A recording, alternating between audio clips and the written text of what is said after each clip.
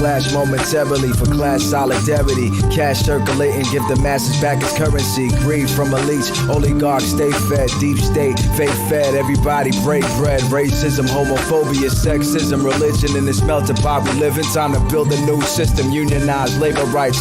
Highlight the issue, talking heads left is best. The saga continues. The No Miki Show. The No Miki Show. The No Miki Show. The No Miki Show.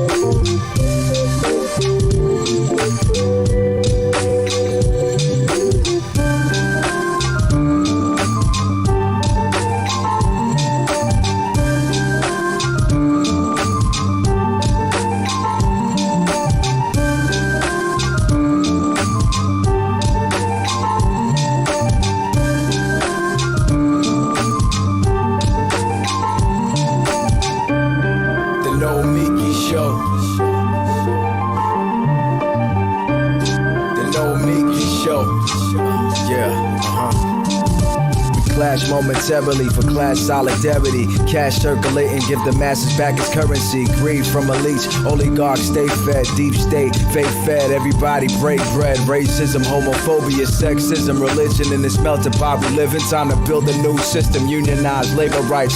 Highlight the issue, talking heads left is best. The saga continues. The No Miki Show. The No Miki Show. The No Miki Show. The No Miki Show.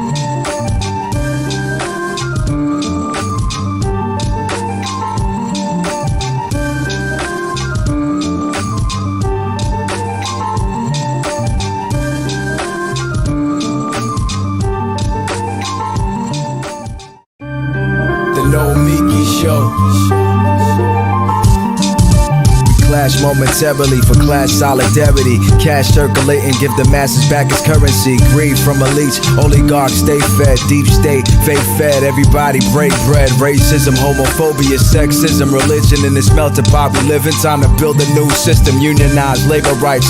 Highlight the issue, talking heads left is best. The saga continues. The No Miki Show. Hello, it's Femme Friday, December 17th. And oh my gosh, this year is almost done. Where has the time gone? I felt this way last year, but that was pandemic time. We're still in the pandemic. We're kind of like not in the pandemic. We're working, we're seeing people, we're not.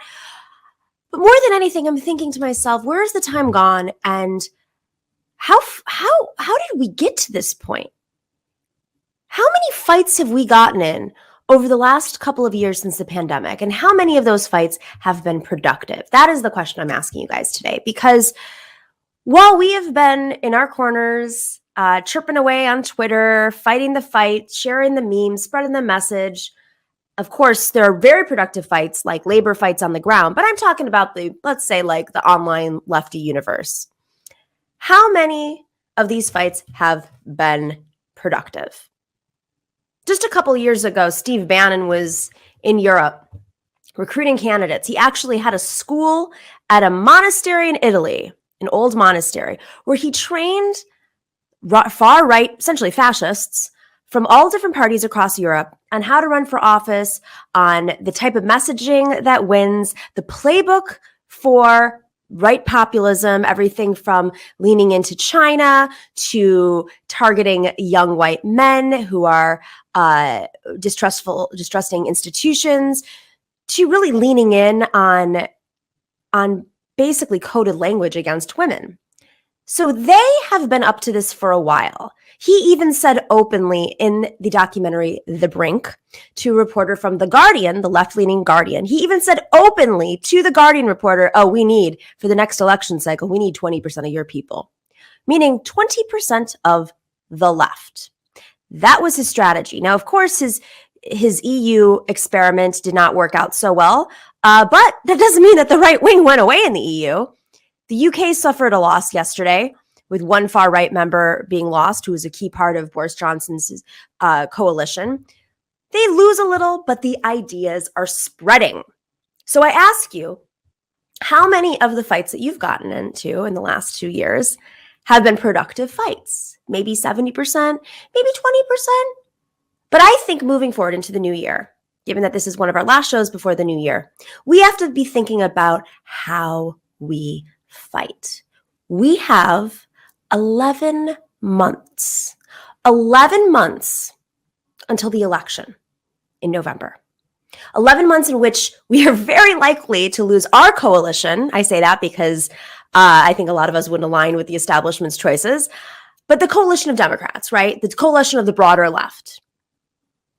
We have 11 months until the Senate is likely lost, and definitely Congress is lost to Republicans. Except now, whether or not Donald Trump runs or doesn't run in 2024, or whether or not Joe Biden wins or doesn't win, the ideas that Trump spread, that are spreading all over the globe, that are continued, they're being shared, they're beyond capacity at this point, meaning some of these ideas started in churches 40 years ago. Some of these ideas started to spread with this new strategy with the Koch brothers funding. Some of it was Reagan. All of this stuff goes back. Nixon, you can go as far back as, early colonial days, Columbus, right? But in terms of this modern day strategy, it is very much based on a strategy that Bannon's been putting into practice, a strategy that he's been studying from 1938.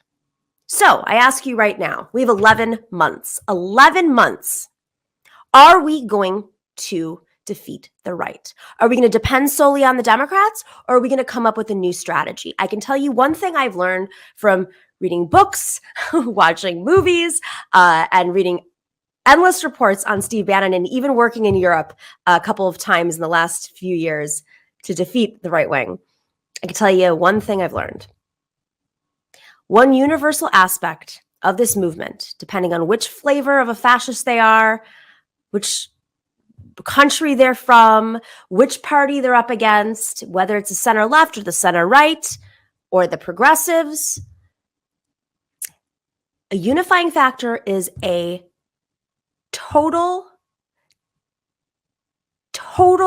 I'm saying this very clearly because I want you to understand this. There's a targeted level of attacks against women. It is a rallying cry. I want to talk about women because it's Femme Friday. I believe that the pathway, and we can see this the way that they target the squad, the way that they target Nancy Pelosi and Hillary Clinton, there is misogyny all over the place. But why is this extremely dangerous right now? Not just because it is something that they unify around. It's not just because, they look at Jordan Peterson and say, well, he is such a brilliant man. Well, guess what? Someone who comes in through Jordan Peterson may come out like an absolute fascist. Or maybe not. It's just a coalition. They'll vote for whatever person on the right they see, and they'll be brought in whichever way. It could be Joe Rogan. It could be Jordan Peterson. It could be Tim Pool. It could be Dr. Oz. But why is this dangerous right now? Not just because there's a misogyny across the board, whether it's how they talk to women, whether it's their stance on economic issues that they don't understand affects women. Sometimes they're not even conscious. Most times they're not even conscious of the fact that they're being misogynistic. And this occurs on the left too, which is why I will not back down on this issue. Because if you want to defeat these guys, we have to talk about the misogyny. We have to define the misogyny. Well, here we go. This pandemic, do you know who suffered the consequences of this pandemic economically the most? Almost 90% of the women who lost jobs in 2020, almost 90% exited the labor force completely. And they're not going back. This is what the stats say. This is not just bad for the economy and bad for women's rights. This is bad across the board. This is bad for health. This is bad for childcare. Women make up the most reliable aspect of the workforce. They produce more. So it's actually bad for capitalism. This is horrifying. If we want to beat the fascists, if those of you out there who believe that we are taking on capitalism, you need to understand that capitalism is tied into the patriarchy. The Proud Boys, I don't think anybody's shocked to hear that they're misogynistic. The Proud Boys are now investing in local races, in school boards.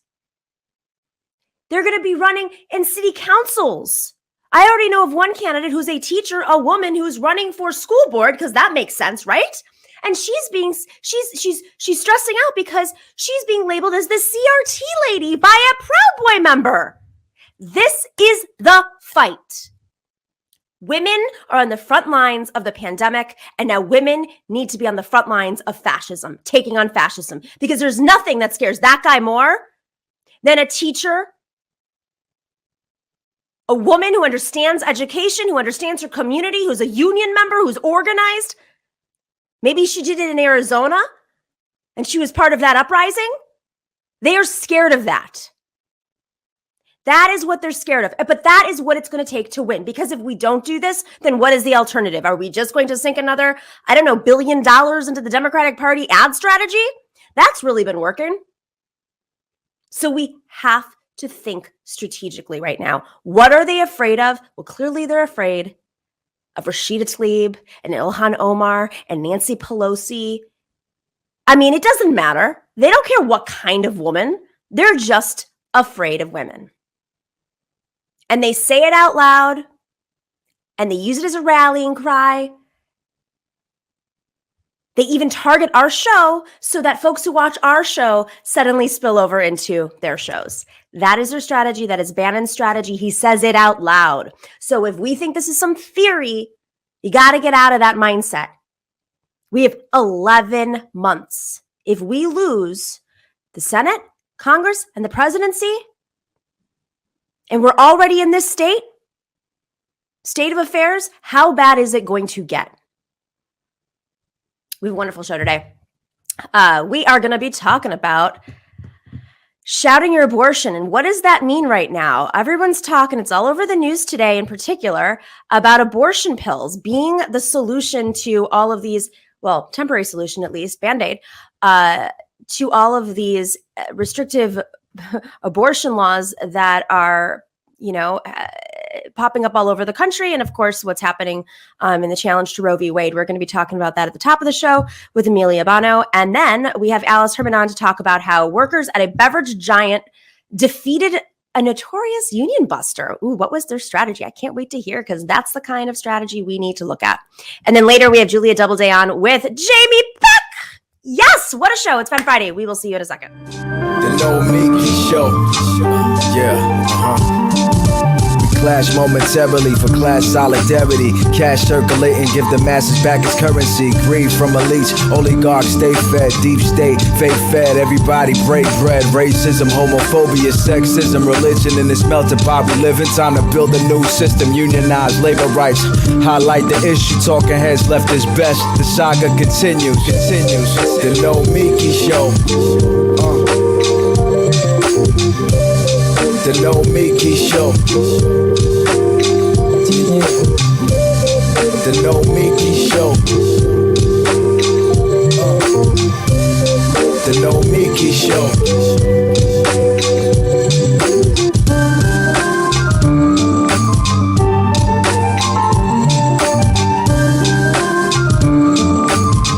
Welcome back to the No Mickey Show. Okay, so Roe v. Wade, guess what? That's on the chopping block right now, because we are not just in dystopian times. We are entering a hellscape. This is why we are in power. Let's not forget. This is why we can't just pay attention to presidential elections. This is why we have to fight in between at all times, organize locally, because the courts, whether it's the Supreme Court to the local courts to the legislatures, this is all on the chopping block. There's a reason why they're going after women, as I've laid out at the top of the show. All right.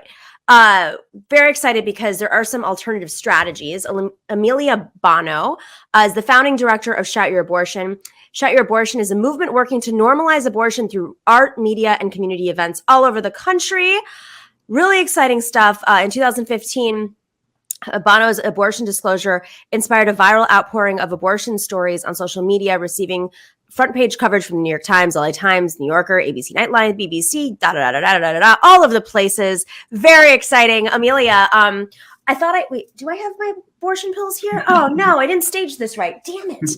I usually have them next to my desk because, when I get fired up, I just go, abortion pills. I do too, but mine are also out of reach, unfortunately. All right. During the commercial break, I will bring them back and we'll just put them into the... Okay. All right. So Amelia, Shout Your Abortion. Let's just talk about the work that you're doing. Obviously, today is a very big day because, I woke up this morning. I'm like, what a day to have you on, because everyone's talking about abortion pills. What is the premise of Shout Your Abortion, and how did you come up with this idea? So SYA started... Well, I guess backing up, I had an abortion in 2014. I live in Seattle, Washington, and my experience was, it was great, honestly. I felt really uncomplicated about my decision. It wasn't even a decision, really. It was like, I'm pregnant. Okay, I'm having an abortion, and that's just not going to be that big of a deal. I knew that I didn't face any institutional, financial, logistical barriers. I was going to be able to go down the street to the Planned Parenthood I'd been going to for years. They'd take good care of me. And I knew that folks in my life were pro-choice, and that I was going to be able to just process my experience if I wanted to, and that I probably was going to want to. So fast forward a year later was when a bunch of domestic terrorists led by a man named David Daleiden had put together just some completely batshit propaganda, making it look like Planned Parenthood was selling baby brains on the black market. And Republicans were able to leverage this total insanity to mount their first effort to defund Planned Parenthood. And Democrats, shockingly, were completely feckless in that moment. The party line was sort of they don't do that much abortion, instead of That's nuts. That's not what abortion is. Abortion is actually a profoundly good thing and necessary thing in society. And let's talk about why that is. But there was just sort of like silence on the left. And that was super upsetting to me. And then just one day off the cuff, I guess before the off the cuff moment happened, I had sort of been like talking to folks in my life and women in my life. I was tending bar, I was in graduate school, and I was freaking out about this political moment. And I was like kind of realizing I wasn't necessarily invoking my own experience in those conversations, just because that's like not what you do when you're making a vodka soda for a stranger or whatever. Well, not what you do, but yeah, well, it wasn't then, but like I just sort of realized that I wasn't feeling ashamed, and my silence was sort of just like a form of complicity to this just big, vague abortion stigma that Republicans had created and Democrats had done nothing to, address.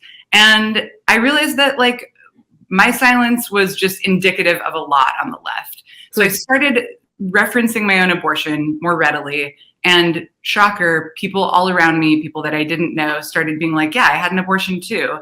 And then we'd be like, wow, that's wild that we've never talked about that. We've known each other for 5 years. We've been phone banking at Planned Parenthood.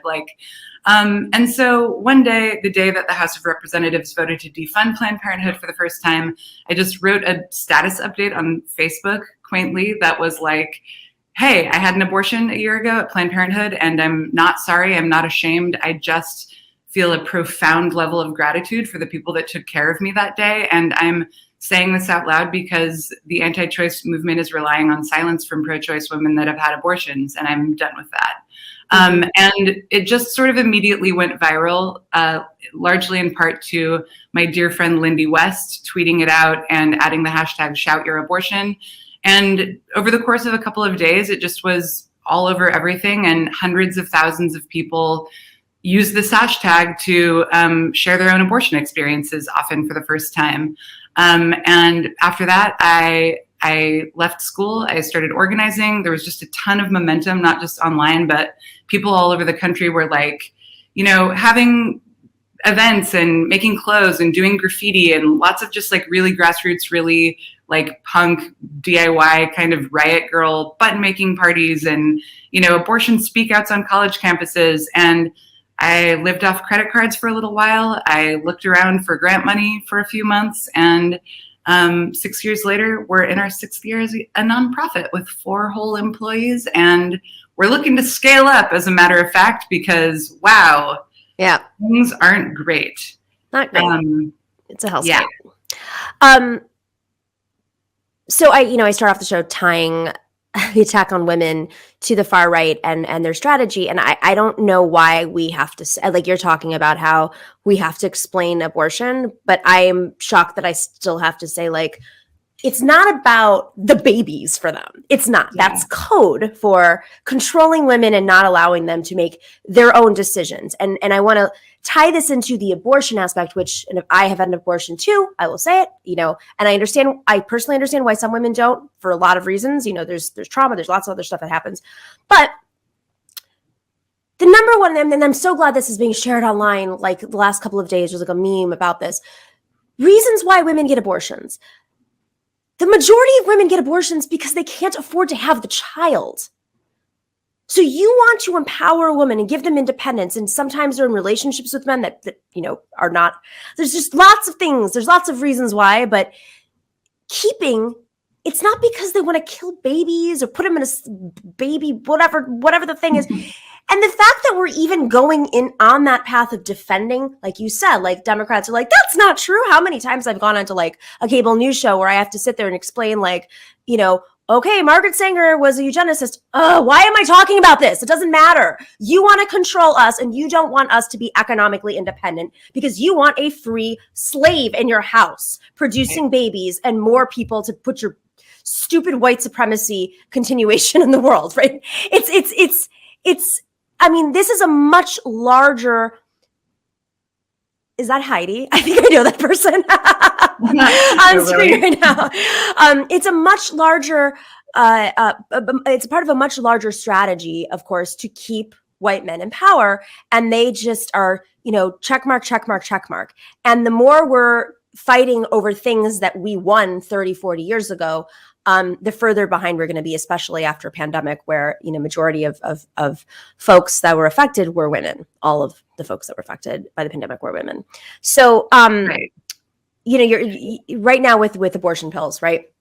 Tell us what the strategy is and what's happening with abortion pills.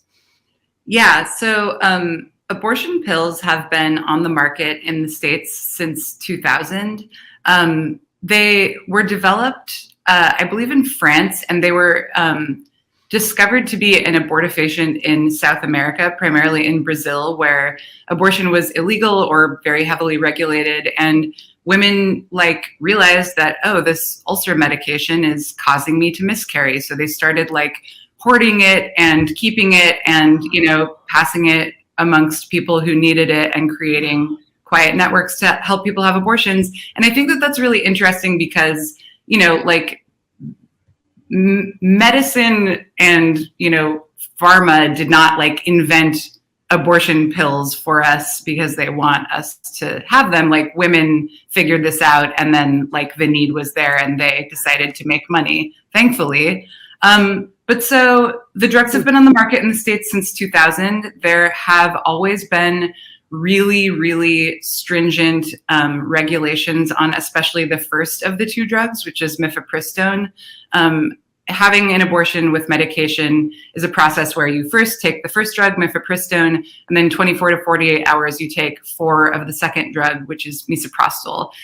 You can have an abortion with only the misoprostol, which is done widely all over the world, and it's actually equally safe and effective, but it takes a little more time and a little bit more medication and a little bit more sort of judgment calls from the person about dosing and stuff. So the mifepristone makes it significantly easier. And so this cocktail, also known as RU486, came on the market in 2000, but it was regulated. So it was regulated in a category, much more aggressively than really hardcore opiates or other meds that Shocker. I can't wait for that movie to come out. Yeah. Right.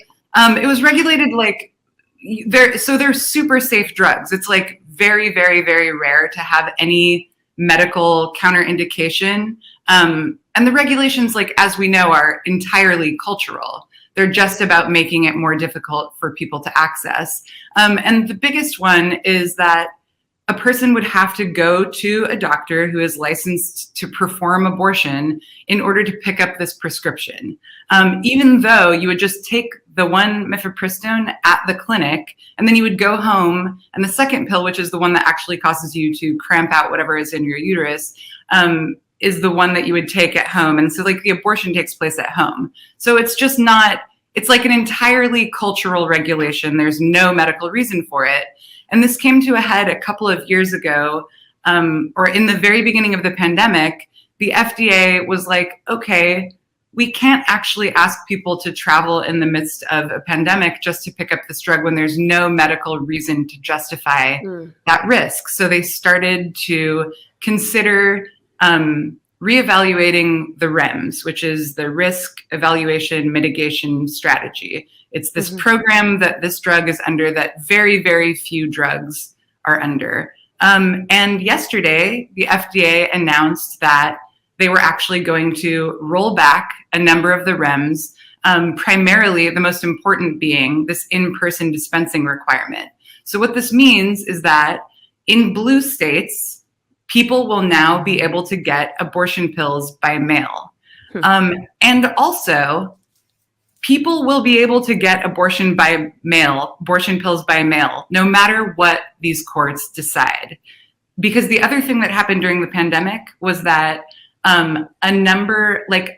just groups sprung up and got their service provision dialed in, and activist groups and medical organizations dialed in their service delivery so that people just started doing telemedicine before it was technically allowed. Right. because it was kind of like a look the other way thing until the FDA announced this decision yesterday. So now like these systems are there. And primarily in terms of like what to do in red states, there's an incredible woman named Rebecca Gompertz, who's a Dutch doctor out of Amsterdam, and she runs an organization called Aid Access that has been prescribing in the States since 2018.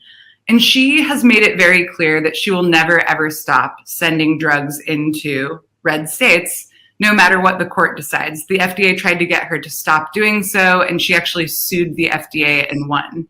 She like does not care. And so if you order pills in a red state through Aid Access, it will take a couple of weeks, but it will be shipped from India, and there's your abortion right there in the mailbox. So I have a question for you. Is there, I imagine, you know, there's like limitations to this pill. Like how far along can you be up until, you know, what is right? So in the US, it's prescribed up until 10 or like sometimes 11 weeks. The WHO guidelines go up to 12 weeks. The drugs work into the second trimester. It becomes gnarly, but it's a thing that is still safe. Yeah. It's still effective, and it's widely done all over the world in desperate situations. Right. And ultimately, like that will be a thing that happens in the States now, because there's no doubt that this court is going to torture Roe versus Wade, and that 6 months from now, we're going to hear a decision that results in abortion being banned or regulated out of existence immediately in 11 states, with 14 other states to follow it within the next 6 months. Or, you know, if it's just that they dismantle Roe without straight up overturning it, it will take a little bit longer, but it's the same result. Abortion is going to be banned in half the states in the next couple of years. And it's time to switch gears, and pills are the way that we do that. You know, it's and the majority of abortions, I mean, let's just talk a little bit about this too, because, you know, I think it's important for folks to know, especially if you've never had an abortion or are unfamiliar, and a lot of guys watch political YouTube, so it'd be great to give them the ammunition to fight back. Obviously, if you're having an abortion, late-term abortion, you know, it's very rare. Oftentimes it's because of medical situations. But am I right in saying that the majority of people who have abortions, they have it early? Yeah, absolutely. So one thing is that the movement has like pushed away from saying late term, because it comes from a medical term, and the intent is, it's like an anti propaganda term that essentially is meant to evoke like a full term of pregnancy. Right. So what we say is abortion later in pregnancy, which generally refers to second and third try. Okay. Third trimester abortion in the United States is negligible, and the circumstances are like so extreme and so heartbreaking on so many levels that it's just you know, it's unfathomably inhumane. I mean, forcing anyone to continue any pregnancy is unfathomably humane, but like third trimester cases are really beyond comprehension. Second trimester cases, one thing that like I think the left has not done a good job of owning is that second trimester cases actually are like not primarily medically necessary. They're primarily necessary because people have been pushed out of being able to access abortion earlier than that by, you know, trap laws that have closed clinics all over this country. I mean, we currently live in a country where there are 6 or 7 states with only one clinic, 90% of counties with none. And, you know, the Hyde Amendment passed in 1976, a few years after Roe, making it so that people can't use Medicaid to pay for abortion. So like this right has never been a right. It's been a commodity. It's been a pay to play. Yes, you can have your freedom if you can buy it. And plenty of folks can't. Like abortion has been out of reach for poor and working class people, primarily people of color, all along. Like Roe has never, ever ensured access in this country. And like, that's another incredible thing about the pills. Like, even if we were not going to experience some of the most catastrophic like regression that this country has ever seen and repeal this 50-year-old constitutional right. And in spite of 77% of Americans supporting Roe versus Wade in this insane example of minority rule. Even if that wasn't happening, we need abortion pills in order to level the playing field in terms of access. Like it, and another thing that makes me really excited about pills in this moment is that, like, when you think about what it was like to have your abortion, or when people think about this, most people are like, yeah, you know, it wasn't a great situation. I was not excited about having an unwanted pregnancy. I had to figure out how to deal with that. I had to find some money. I had to take some time off work. I had to maybe walk through a throng of screaming protesters. And I had to probably sit with the feeling that, like, this wasn't something I was supposed to talk about, and knowing that I would be stigmatized if I did, or judged, even by people on your own side, or people who say that they're pro-choice, you know, justifying your decision. Were you on birth control? Could you have gone through with the pregnancy? Any of that bullshit. And like, ultimately, all of that is a byproduct of this cultural noise. And so much, right. I'm really curious to see what happens when people can just get something in the mail and privately end a pregnancy that they don't want to continue. And now Aid Access is even doing advanced provision, which means they'll prescribe you abortion pills even if you're not pregnant. You can just go request pills to have around the house. And that is going to just like completely resituate abortion in society.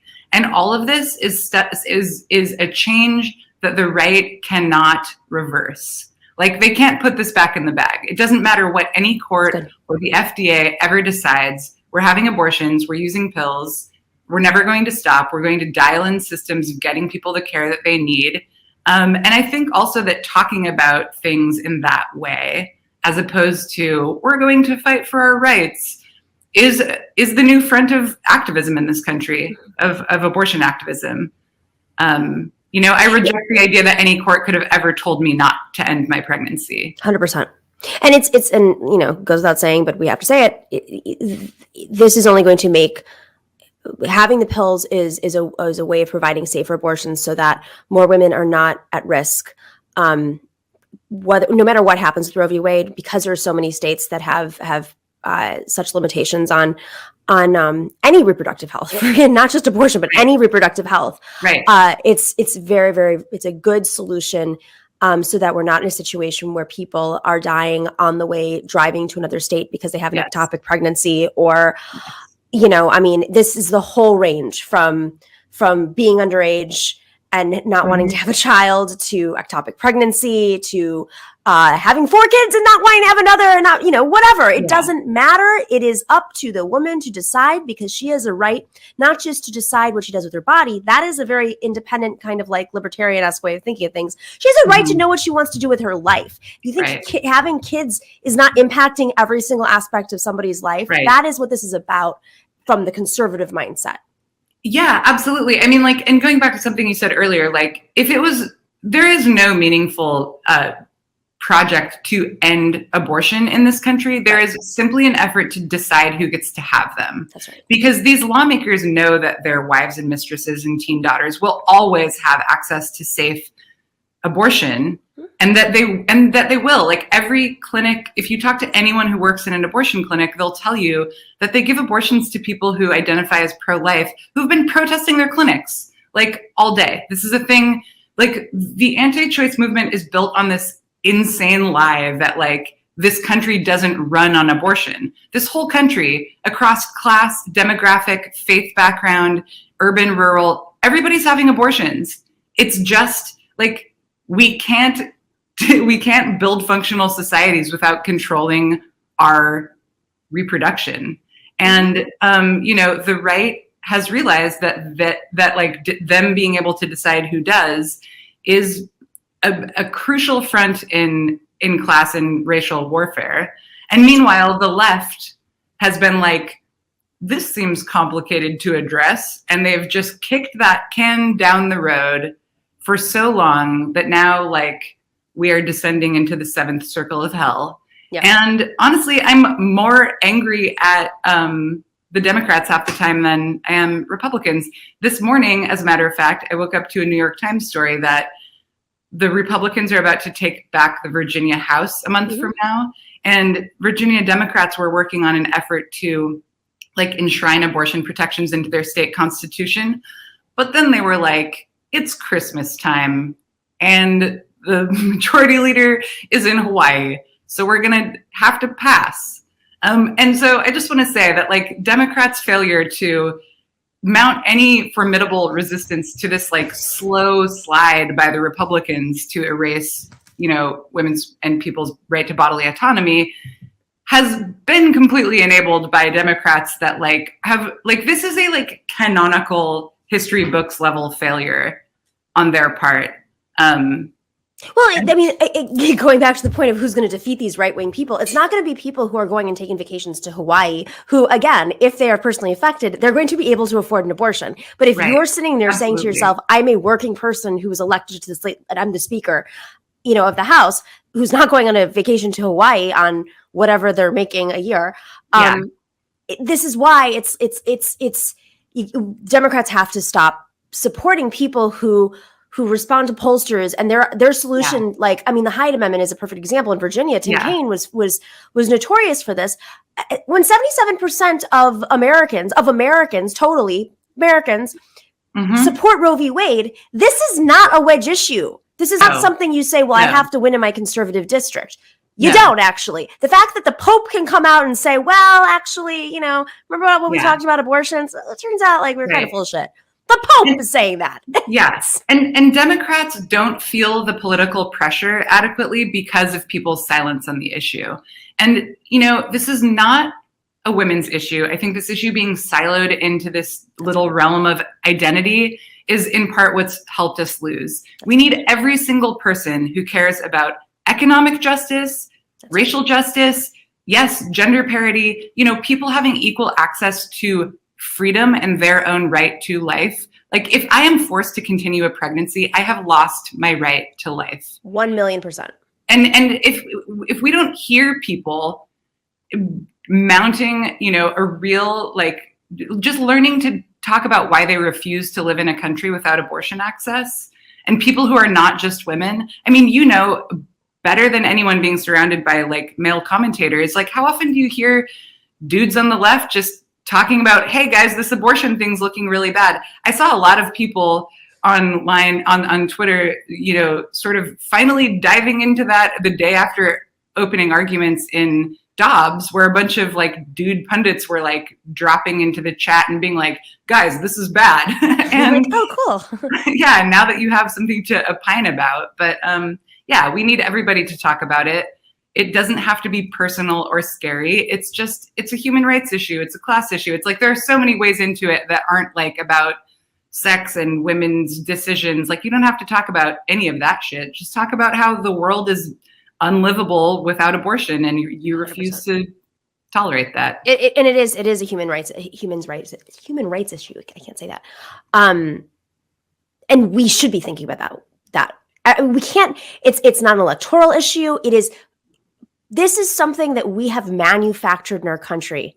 Absolutely. Completely manufactured. So it's not, yes. And that's the thing about the pills. Like pills are going to take this out of this manufactured political context to some degree, and also like allow women to just begin sort of defining their own experiences around this for the first time. Right. And I do think that it's part of this broad culture change on this issue that is impossible to reverse and is really, really hopeful to me. Like we are going to win long game because everybody's having abortions and people actually aren't that against it, you know? Most people I also think, if I can just throw this out there while we're talking about pills, I'm on a crusade for a lot of reasons to impose the same types of restrictions, but different actually, because it's not that bad on men. Viagra, we should end Viagra because you're not going to have an effing Jeffrey Epstein or Harvey Weinstein running around because, oh my God, spoiler alert. Yeah. They're not going to actually physically be able to do that anymore. Yeah. Viagra is actually significantly more dangerous than abortion pills. Oh, it is, isn't it? Right? Yeah. Lots of heart attacks. Abortion pills, real safe. Yep. It's also dangerous for women. Let's also. I agree. Amelia, thank you for your work. Go check out. We have all the website up there. Support Shut Your Abortion. You can support in so many different ways, and this has been extremely informative. And if you're a bruh watching this, share this with the other bros. We need you. Thanks, bros. Thanks, Nomiki. Thanks, Have a Amelia. wonderful day. You too. Bye. All right, guys, we will be right back. We have a packed show today. It's Femme Friday. We'll be back with Alice Herman. The No Miki Show. The No Miki Show. Yeah, Clash momentarily for class solidarity. Cash circulating, give the masses back its currency. Greed from elites, oligarchs stay fed. Deep state, fake fed, everybody break bread. Racism, homophobia, sexism, religion in this melting pot we live in. Time to build a new system, unionize labor rights. Highlight the issue, talking heads left is best. The saga continues. The No Miki Show. The No Miki Show. The No Miki Show. The No Miki Show.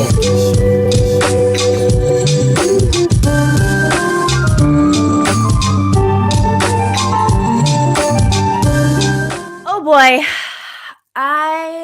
Right before the show, I told David that I was starting to get a migraine. And you all know, because you watch my show and you hear me complain about them all the time, I get migraines a lot. And definitely due to definitely due to the weather patterns, the vacillating 20-degree temperature to 60-degree temperature. Today it's 60. So started to have a pressure headache, which is evolving into a little bit of a migraine. But you know what I do now? This is my secret trick. I use Sunset Lake CBD. They are a company, of course. They have very high-end CBD products. I didn't believe in CBD at one point because I got some from a bodega and I spent $100 on it. And I was like, this is not the thing. It tastes like crap and it didn't work. But then Sam Cedar, he was like, right again. He was like, no, I use CBD for everything, for sleep, for my aches and pains. And I tried it. And it worked. And then Sunset Lake CBD reached out to us and sent me a bunch of stuff to try. Sunset Lake CBD is a farmer-owned company that ships craft CBD products from their farm in Vermont to your door. They offer all sorts of stuff. Gummies, which are delicious, and I eat way too many at once. Don't do that. Tinctures, salves, and coffee, all designed to help with your stress, your aches, and your pain. And they not only are an amazing company that supports shows like ours and the Majority Report and the David Pakman Show, but they took a Ben & Jerry farm, that farm in Vermont, and they diversified it to grow premium hemp. And while they're doing that, they're enhancing a rural economy and creating meaningful employment in the community. Their minimum wage is $15 an hour. Their employees own the majority of their company. And when you support them, you're supporting a very strong, progressive company.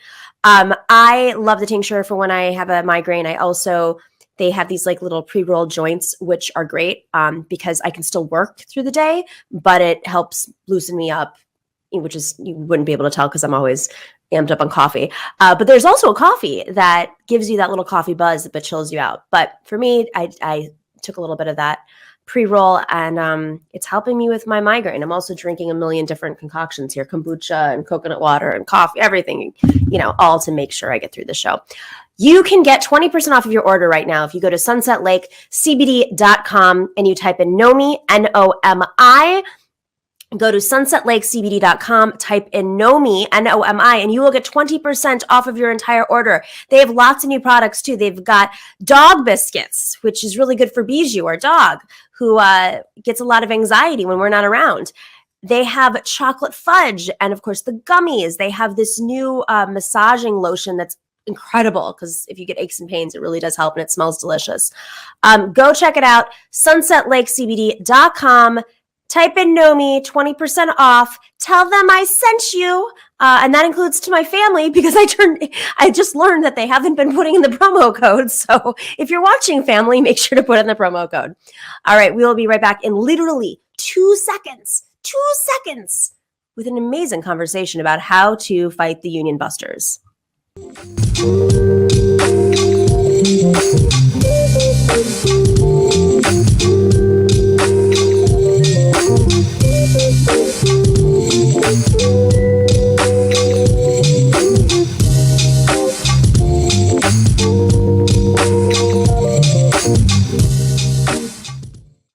Welcome back. Alice Herman is an investigative reporting fellow with In These Times, great publication, has an article out titled How Workers at Beverage Giant Refresco Defeated a Notorious Union Buster. This is the kind of article we all should be reading right now. If you're thinking about organizing a union, if you're thinking about doing a strike, if you want to share the info with other people, this is what we should be reading. Hi, Alice. Thanks for joining us. Hi, Nomiki. Thank you for having me. I'm really excited to be on your show. So you, how did you find out about this? I love reporters that are covering labor right now because it's almost like covering sides of a war. Like no one's saying, the trade secrets out loud. There are all these like private chat groups, and to hear how reporters are learning about these actions it's pretty fascinating. Yeah, so this one, I had been in contact with one of the organizers from UE for a while because I covered a union campaign in Madison, Wisconsin, which is where I'm living. That UE had organized. So UE is what? Just for folks. UE is the full name of the union is the United Electrical and Machine Workers of America, but they represent workers in all different sectors, and they're a union that is known for kind of emphasizing internal democracy within the union, and they're a pretty progressive left organization also. So the organizer who was working on the Refresco campaign reached out to me and just sent me the contacts for a bunch of the workers who were there. And then the reporting was mostly just through those interviews. Interesting. So what was happening? What were they doing? What were they organizing on? Yeah. So, Refresco, I feel like I need to give a little bit of context here. Refresco is a multinational bottling company. And they're based in the Netherlands. They're a multi-billion-dollar company. They bottle all different kinds of brand name drinks that you've probably had. They bottle Arizona, they bottle Gatorade, they do Coca-Cola. They have lots and lots of different brands that they work with, that they contract with, and the plant in New Jersey that unionized recently had been owned by a different company, a smaller company, which had been bought out by Refresco in the last 5 or 10 years. And after the sale of the company, workers started noticing that I guess people had kind of expected that because this was an enormous corporation with a lot of money that maybe things like healthcare would improve, and wages and everything. According to the workers that I spoke with, everything got worse. And which now they attribute to the sale of the company and kind of the corporatization of the firm.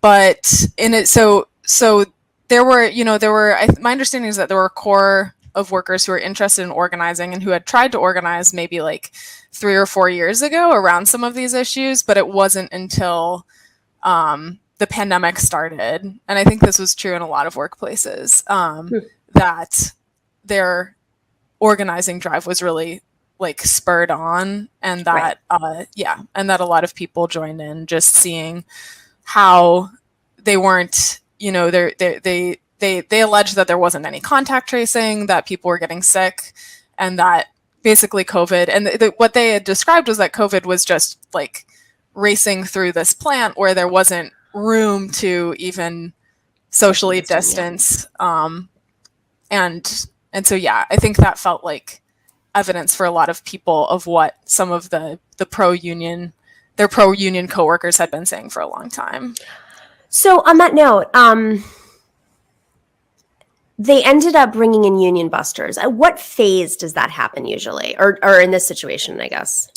So in this situation, and I'm not sure why it happened this way. Oftentimes, I think employers will contact a union consulting firm, union avoidance consulting firm. For the audio, that was in quotations, like a that union was avoid. Yeah. Yes, yeah, heavy quotes there. But yeah, usually an employer will hire a union buster as soon as they think that the possibility of unionization is real, or once they feel threatened, essentially.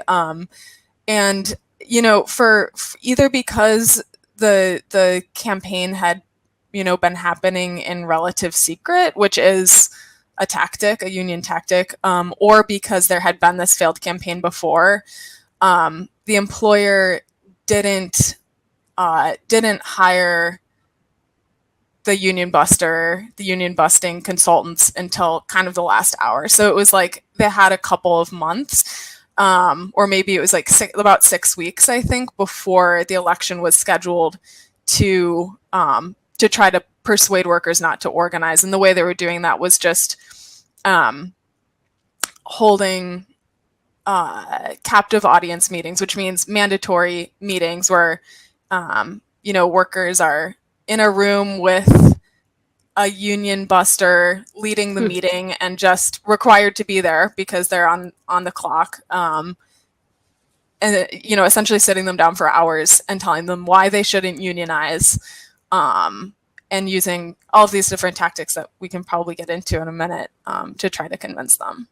Yeah, so let's talk about those tactics. I mean, we've seen some of the stuff that's happened with Amazon, like everything from, Amazon in particular is extremely powerful, but getting the lights to the red lights to go longer so they can delay folks from entering the plan and receiving their propaganda, or like illegally, by the way, hiding the ballot boxes, and just like a really horrible, very over the top busting tactics. But bringing in other unions. This is happening in Puerto Rico right now, where the workers at the power authority that was public and went to private, the private firm brought in a bunch of union members from Florida who spoke Spanish from a different union to bust. And it's like all these strategies are so complicated.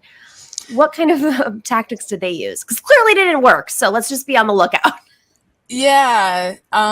You'll see like a range of tactics, but I think that there are a handful of things that I think come up in common and across union campaigns. In this case, a majority, UE estimates about 85% of the workforce are Latin American immigrants. And the union busters that they had, that they contracted with, spoke Spanish and really, like at least this guy Lupe Cruz is Latino and talked a lot about, this kind of pandering quality where, and we have like 8 hours of recorded interviews. So, Lupe Cruz is part of the union busting group. He's been an anti-union consultant for like 20 years or more. And he was actually a union organizer before he was a union buster, which is, I don't know how common it is, but I know that is like a career trajectory, unfortunately, for some people. Make you an offer you can't refuse. Yeah. Right. It's a more lucrative career than being a union organizer, for sure. So he he would open these meetings by having people like being like really friendly and like, so what's your name and where are you from? And like, oh yeah, I have a buddy from there. Or like, oh, that's great. That's cool. We have people from like all across Latin America. That's good. Having this kind of like trying to establish rapport, and then essentially launching into a lecture where he's talking about U.S. labor law as though it's something that's incredibly complicated, that you wouldn't understand if you're from a different part of the world, or if you're not like deeply familiar, if you're not a legal expert, then like it's going to be incredibly challenging. Yeah, it's going to be challenging to navigate this, and like the union can easily take advantage of you. And so this is kind of, I think, sowing doubt in like the intentions of the union, and then also casting the union as a third party. That's what people, Right. union organizers describe. Yeah, union organizers describe it as like third partying the union. So we don't want to have this other organization come in and mess things up. We can address your problems ourselves.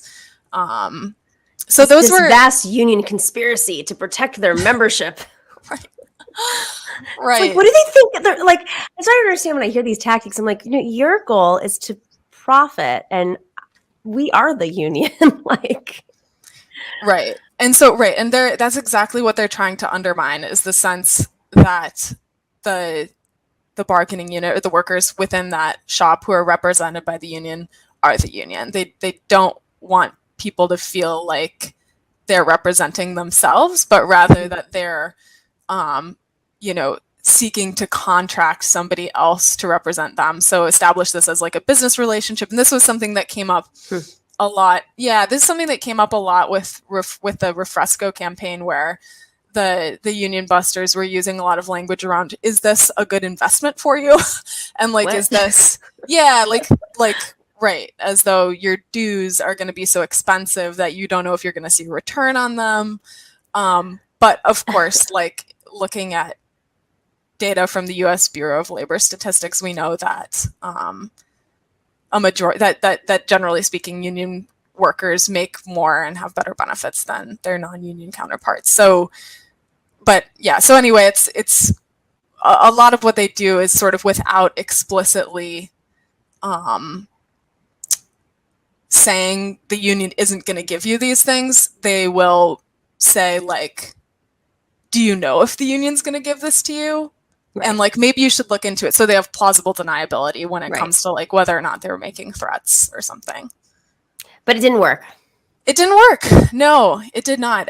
It was actually a pretty close vote. I think, I'm trying to remember the margin. It was like 114 to, I think the margin was like about 10 votes. It's in the article. But it was a very close vote, and the workers did win their union. And so now what happens with the union? Like, is this, do they have other operations across the country? Is this like sort of the Starbucks effect where they're going to move to a different facility now? I'm not sure. I think, so I know that, I don't know about like the UE's strategy on this. I know that Refresco is a largely non-union company. So, so this would, I think, represent like a good example for other workers of how a union campaign will work and what kinds of tactics the employer will use in responding to it. In terms of next steps within, like, at Refresco for those workers, something I wanted to mention is that after they won their election, and this is a really common tactic for employers to use, the employer, who had also retained the services of like an anti-union law firm, challenged the results of the which law firm? Let's put them on blast. Seyfarth Shaw, Seyfarth Shaw, and they're a huge company, and a lot of employers, especially larger ones, will use them in union elections. So they had hired Seyfarth Shaw and Seyfarth Shaw, and this is, we can only speculate about like the intentions of these different groups, but like at this point, the union has voted decide that the workers have decided that they want a union, and they voted in favor of unionizing. And Seyfarth Shaw advises the employer in response, presumably advises them to challenge the results, because and I think their justification for that was that they said that one of the polling places had opened like 3 minutes late, something like that. But it didn't seem likely to be like that. Didn't seem like, to me, it didn't sound like a winning argument in front of the NLRB. But the Labor Relations Board. Yes, yeah, the National Labor Relations Board, which oversees these elections. But what it does is it demoralizes workers who have like already fought this campaign. They thought they won, and now it's just getting dragged out and dragged out. And it also and it drain in the kind of the longer, the broader view, like it drains unions of resources who are having to provide their own, legal counsel to these NLRB hearings, and to keep organizing within the workforce. And it also, it's also just a boon to companies like Safe Earth Shaw, which are also making money off of the company by dragging out their contract. Right. There's a whole industry, a cottage industry out of this. Alice, this is like super, super interesting. Folks can check out Alice's article in these times right now, explaining sort of the methodology and how they did it and how they defeated them and what's next. I have no doubt that there's going to be a lot more conversations like this in the near future, and you'll be possibly covering it. So we hope to see you again soon, Alice. Thank you so much. We will be right back with our incredible panel.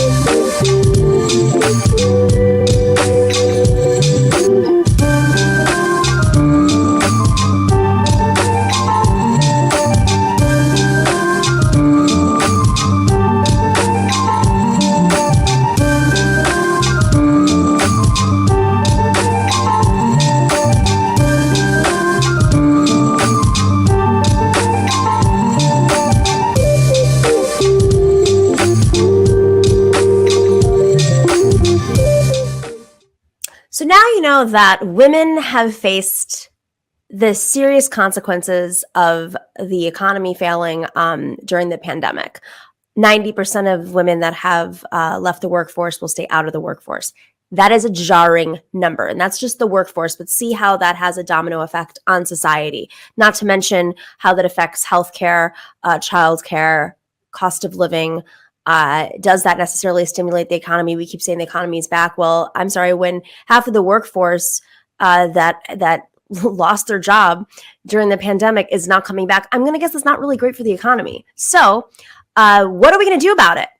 This is all happening simultaneously as the right wing has been organizing for decades, but is really speeding up, putting their foot on the accelerator when it comes to winning elections, not the centrist right wing. This is the far right. This is the Proud Boys. These are the fascists. These are the people our grandparents warned us about. So what are we going to do about it? Matriarch is running a training program on January 29th. Matriarch is an organization that supports working class women running for office. And in 2022, Matriarch is supporting federal races all the way down to those local races where those Proud Boys are running. And who is going to be the best candidate against those Proud Boys who clearly hate women and everybody else that's working, any person of color, working class unions, they hate them all. They hate them all. Who's going to run against them? Best folks are those women. The women who've been on the front lines, working women who have organizing backgrounds, who have union backgrounds, teachers, nurses, home care workers, Amazon workers, Starbucks workers, factory workers. This is how we're going to defeat these fascists. If they want to take it to the electoral side, if they want to start expanding, then we have to do something. And the Democrats are not doing it, as we know. They are not funding these local elections. They are not funding local parties. They do not have a pipeline. So we are putting it, we're going to make it happen. We don't need billions of dollars. We just need to make sure that as many women who are thinking about running or are running have the support and have the guidance. And so we are doing a training on January 29th. We're hoping to train well over 100 women, make sure that the training is free, but it's only going to be free if we can raise the money by the end of the month. The training is going to cost $30,000 to make sure everybody has access to the training. We have great, brilliant people explaining the methodology of running a progressive working class campaign, how to become viable earlier, how to run for office, whether it's Congress or school board, while you have a job, when you don't have a job? How do you deal with healthcare? How do you deal with childcare? Are you going to be able to afford your normal lifestyle while running for office? How is it going to change your life? What kind of attacks are going to come at you? How is the establishment going to react? These are the things that we are going to go through in this training. It's going to be a transformative training. We have a lot of great names. We have people who've run before who are in office. We, of course, have some of the most brilliant minds when it comes to messaging, organizing, field, fundraising, of course, because we got to figure that out. They've got the money. So if you are able to today to chip in to help fund this training, it goes to the training itself. Go to bit.ly/trainwomen, all lowercase. We've got the link up on screen. If you're watching on YouTube, we have it in the info section and all of our different platforms. The training is bit.ly/trainwomen. We're trying to raise $30,000 by the end of the year. Please help us do it. And please share with as many people as possible if you know a candidate as well. All right, we will be right back with our incredible panel.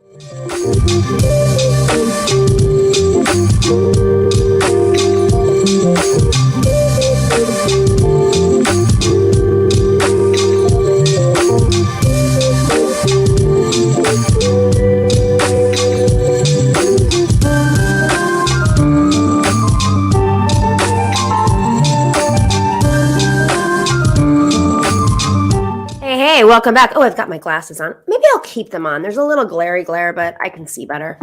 Let's play with this a little bit. I'm going to turn it into some makeup tutorial.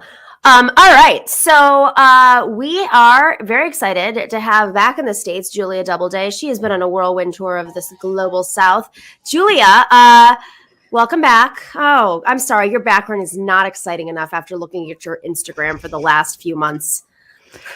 Well, you can't believe everything you see on Instagram, but it was very fun.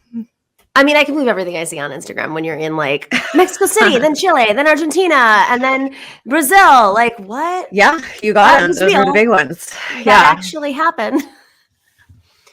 What was your favorite observation from studying the rise of the fascist right in many of these countries, and maybe some people palling around with them because they they need them? So I spent the most time in Chile, and we're really going to see, what happens with the runoff in the next few days. So today is the 17th. The runoff is the 19th. It's Sunday. What do you mean by that? Explain for folks who are not as involved. Yeah. So there was the first round of the presidential election, as well as a lot of other elections while I was in Chile last month. I think it was November 21st or something like that. It was a Sunday. I mean, they were actually really surprised when I told them we always vote on Tuesdays. They thought that was weird. Yeah, like, why would you vote on weekdays? And then I told them we also don't get off work, and they were very confused by that as well. Yeah. But yeah, wait till they hear about our healthcare system.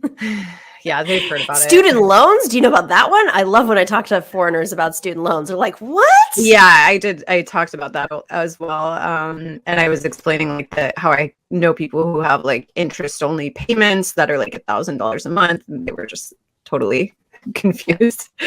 But anyway, yeah. So in the first round of that presidential election, there were about 6 or 7 candidates. The 2 top candidates went to a runoff because if nobody gets a majority over 50% of the vote, then they automatically go to a runoff. So Jose Antonio Cast, who is this very, very far right-winger, proto-fascist Trump supporter, who wants to sort of build this access of right-wing power with Bolsonaro and Trump, who I think, it hasn't been as discussed, I don't think, in this country, but I think a lot of people around the world wouldn't be too surprised to see Trump back in office in the next couple of years.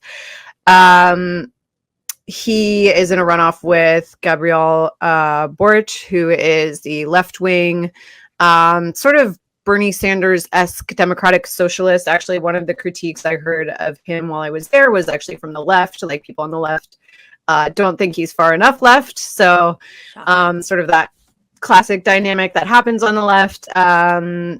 one of the things that was really shocking in the first round of the elections was that Jose Antonio Cast came in first place. Mostly people were expecting Boric to come in first in the first round and to go to the runoff. I did speak with people who weren't even expecting Cast to go to the runoff. I think that was sort of a minority opinion, but there were sort of more centrist right-wing figures who had an initial lead who ended up sort of dropping behind Cast. So Cast won. He got the most votes in the first round, and everybody's very anxious to see what happens in round two. I think the one thing that could bode well for the left is that people were really freaked out by him getting first place. So there may be some leftists who were more on the fence about coming out and, now will maybe vote to prevent, the same way that we, a lot of leftists came out and voted for Biden. We voted to get rid of Trump. Like, hopefully that could motivate some on the left. But I don't think overall it looks great. I mean, the polling has closed a lot in the last 2 to 3 weeks. I think that it's too close to call. Okay, so Julia, there's a different type of fear, though. I understand on the left in places like Chile and Argentina, where they have had such horrific, recent histories, including children being rounded up and stolen, and while their parents were murdered because they either were actual leftists or just worked at a place that had a union at it. It's horrifying. And so there's the disappearing children. There's just, of course, the right-wing dictators. And, there isn't a lot of in between. What gave rise to a lot of these right-wing dictators were those who, maybe initially were on the center left, or the fact that the CIA installed certain folks that appeared to be, center left. So I understand the frustration here from a lot of folks. Is that where you feel like this is coming from? Is it a different type of we don't trust him than whatever that is in the US? I think that the left is always fractured wherever you go, and it's not necessarily a bad thing. I mean, it's always painted as this circular fire squad and there's infighting, and I think that that's true to a degree.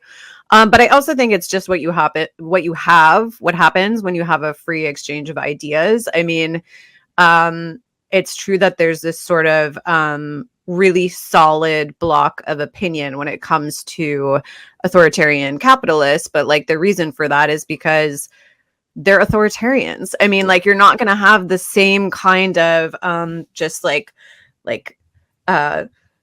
strength of just total commitment to one particular leader with one particular set of ideas that you have on the right, just because that's the nature of having a community that is more egalitarian, right? I mean, it's not a bad thing to have disagreements, and it's not a bad thing to have different opinions. I think when it becomes difficult is when those wars between people on the left sort of empower the right to grasp more power. But I don't think that there's this easy solution that's everyone just stop fighting. Of course, we're not going to stop fighting because that's how progress gets made. I mean, if you look at Ecuador right now, there's this big fight between indigenous peoples who say, we have to stop exploiting the resources. And then the sort of more traditional left who's let's keep exploiting the resources, but let's keep the money for ourselves, as opposed to, having it go to the US corporate actors, Yeah. Right. So, I mean, that's a real discussion. It's not just something where we can say, okay, well, let's just not fight about it anymore. The other thing we have to keep in mind is that when you get told there shouldn't be infighting, very often what you default to is the people with more power should get to decide. So in that fight between indigenous people and the sort of more center left that's had power, obviously we would default to, okay, well, the people who have some power and the people who want to keep using these resources, that we should all not fight with them. It's never we should all not fight with the indigenous people. So I don't think the solution is just to say, well, we can't infight, because that's the nature of democracy. That's what democracy is. It's fighting. And that's what, the left is. It's more democracy. I mean, that's what, when people ask, Bernie Sanders, well, how do you define democratic socialism? He's more democracy. And it's interesting because that is actually the fight that we're having in the States. We don't usually see it that from that perspective, but lessening our dependence on foreign oil is a very center left take, and that was the excuse that the Obama administration used for expanding hydraulic fracking, basically, was to lessen our dependence on oil from Saudi Arabia. And that was course, always a joke. I mean, we can't. Well, but the leftists, of course, I mean, we're not here to argue about that, but like the leftists, Right. of course, were saying, no, we don't want that. We just want to completely get off oil. Obviously, we're a country with much, much, much, much, much more resources, and it has a global implication on the actual industry of oil and gas. But throw that out. All right. I want to switch gears just for a second because I am going to start talking about this a lot because I believe, I don't know if it's 2024 or beyond, it could be, that Dr. Oz is the Republicans' bet for the White House, not just, through the Senate, of course, partly because this like distrust of every institution out there, preying on people who are in like the health and wellness community. And Dr. Oz is, of course, like a more critical of Western medicine. And he has made a lot of money off of that on shows. He's as well known. He had has a major show on TV, as well known as Donald Trump. So he has the name ID. He's far more charming. He appeals to a lot more women. Likely doesn't have the baggage that Trump did with women. He gets along and used to get along with a lot of Democrats. Seems like we've got a lot of overlap here. And he's not aggressively fascist. So you don't even know you're like falling for him.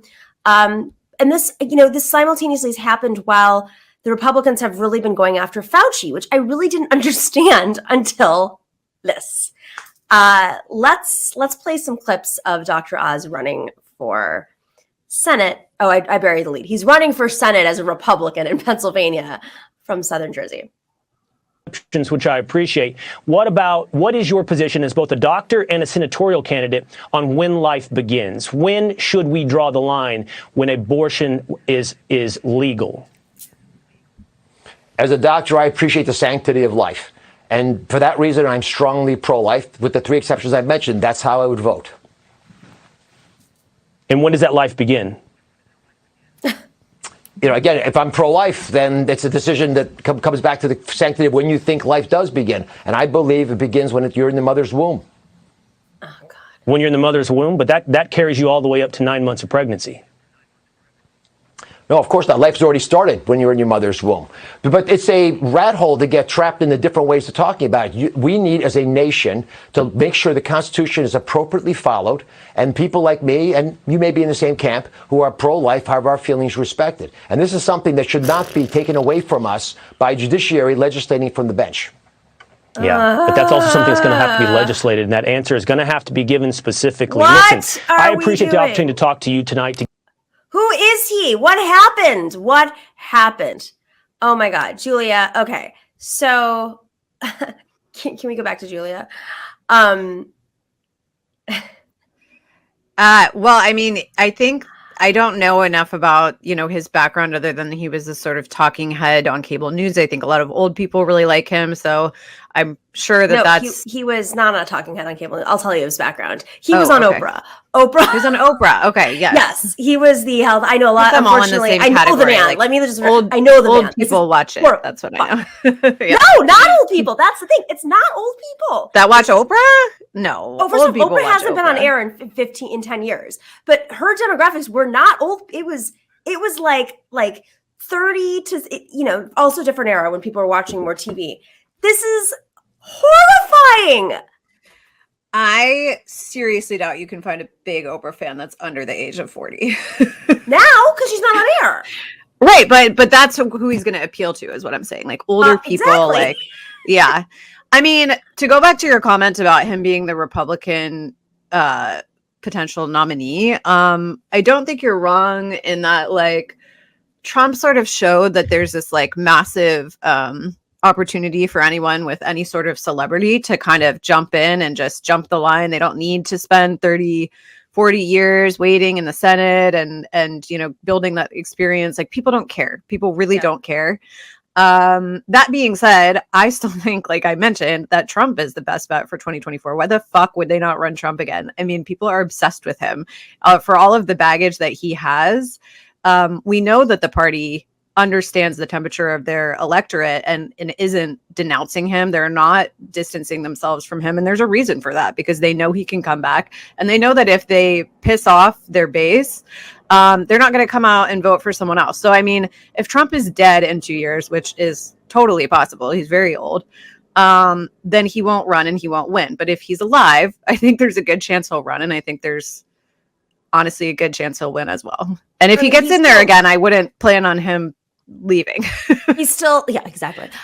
He's still under investigation. He's still, I mean, there's some very serious things, like he's now, well, no. I mean, Attorney General Tish James. I will put money on the fact that that man will never suffer any consequences for anything he's done. I will put money on that. I think that's a very good bet, but he is now going to have to, he actually has to appear before the courts here, which he's done before, but this is a little bit, different. Nothing but an opportunity for more PR, free PR for Donald Trump. Get up on the stand and just, say a bunch of crazy shit and be in the news. He'll literally look at the judge and be like, "I appointed you." Yeah. And then everyone will tweet about it for 2 weeks. So he'll be like, I went partying with you. He'll be like, your wife's so, whatever. Yeah. You know what he'll say. We know. Okay. So in other news, while someone who we used to think was a good guy, Dr. Oz, which of course he's not. He's had a PR before. Just I want to make this very clear. He's been in congressional hearings for some of his sketchy takes on things. Of course, when you have a television show that has to come out with like new studies all the time, that's not how the medical field works. There's not like a new study that comes out every day. So he had to keep the audience engaged and excited. So on the other side, you've got the pro wrestling world, which, let's not forget, Donald Trump was a big part of boosting that pro wrestling world. I'm like now in love with this guy. I'm not going to lie. I have a little bit of a crush. The wrestler who had the uterus on his shirt. For those who are not able to see this, definitely Google it on your devices. This wrestler, wait, hang on. Go back up. I'm yelling at David for the audio people to go back up. Okay. So this wrestler, whose name is on a different tweet that I saw, he was on stage and he had a shirt on. It says, "Get your own, then tell it what to do." And there's ovaries. I think this is called being an ally. Oh, wait, if you scroll down a little bit, the next tweet tells you who this wrestler is, I think. It's CM Punk. Yeah, go CM Punk. Are you single? Mm-hmm. He's also very good looking. We like him. Yeah, I'm going to objectify him the way I don't know anything about wrestling or this man, but we can appreciate his pro-choice shirt. I will say it's kind of sad that like this is like such a headline making thing. Yeah. Like, where are the men? Like, where are they? They don't say anything. I mean, actually, when you look at like the sort of people who like celebrity activists, allies, whoever, who are usually tweeting nonstop, like they're pretty quiet. I mean, women, not as much, but yeah, like male celebrities, I haven't seen them saying anything. Exactly. Male celebrities, men everywhere. This affects you too. I don't know if you realize that. You may not realize it. Sometimes it's hard for men to do 1 + 1, but 1 + 1 equals it also affects you. So, mic drop. Thank you, CM. Not that he's like the hero of this, because clearly he's not. He's just an ally. But this is how you be an ally. Go be an ally, guys. Okay. I'm done with Dr. Oz. I know there's another clip, but like I'm over it now. I'm just so angry because he's going to be president. Because he's so charming. That's the problem. He has a different his brows are very high. I think he had a this done. I think he did too. A little lifteroo. Everyone gets this done now. That's brows. For folks to know that Julia lifted her face up a little bit. Yeah. The audio folks. Okay. What else do we want to talk about? Okay. Is this the strategy to defeat the people on the left who are dancing with the people on the right? I think some people might be doing this unconsciously. Some people are doing it very strategically. Some people maybe have always been part of the right and just were like dancing with the left for a little bit. this one account, and this, I just want to make this clear. This is in no reflection of my beliefs, but I did think it was a very creative strategy to take this on. We have Brian Bakunin, who has a new site. I just have to give this guy a plug because it's so creative. Let's play it. Anybody on the left who's considering working with anyone on the right is literally a Nazi enabler. It's got to be war. But I am sorely disappointed. I have been promised a fascist authoritarian coup directed by Vladimir Putin himself for 4 years now, and I'm getting a little impatient, waiting to see how it all goes down. Anti-establishment populism is not the answer to defeating fascism. Art and music and righteous indignation and laughter and love and fun are. I have arrived to not introduce myself really as much as not me, us, that we all seem to have forgotten since COVID. But remember that slogan and remember that fun we were all having? Yeah. Well, you don't seem to have remembered it on your show, so I have come to force the fun.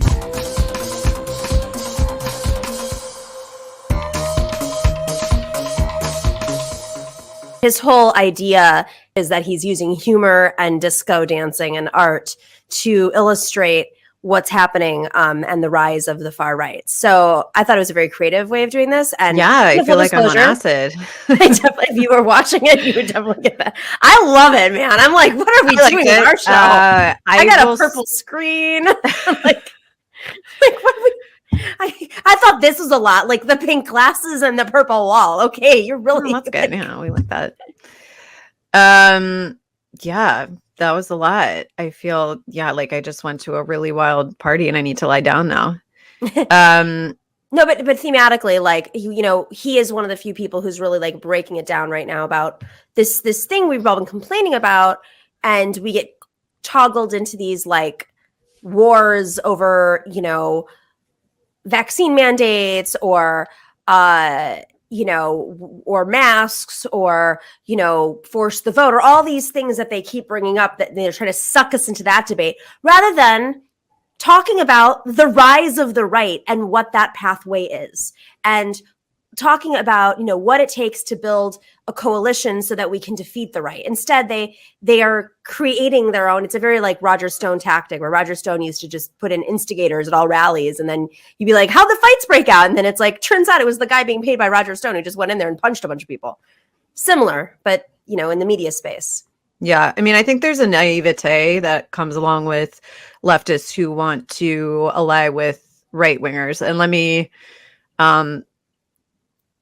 me also, specify that I'm talking about like there's an anti-establishment left and there's an anti-establishment right. And there are some people on the left who say, well, both of us are outside of power. So both of us have this vested interest in taking down the people who are in power. And what that sort of leaves out of the equation is that leftists want to get into power and create this more equitable world where everyone is reaping the benefits of living in a modern technological society. And, where people shouldn't have to work as much or as hard, and they should be able to have access to healthcare and clean food and water and all of these positive things. And right wingers want to get into power and abuse that power in exactly the same way that the current power structure does, only even fucking worse. So, I mean, like, there's no like give and take in this relationship. Like when the left gets into power, versus when they enable the right to have power, like enabling those people, enabling people like Trump to take power, they're not going to turn around and pat you on the back and be your friend after they get power. Right. They're going to fucking kill you.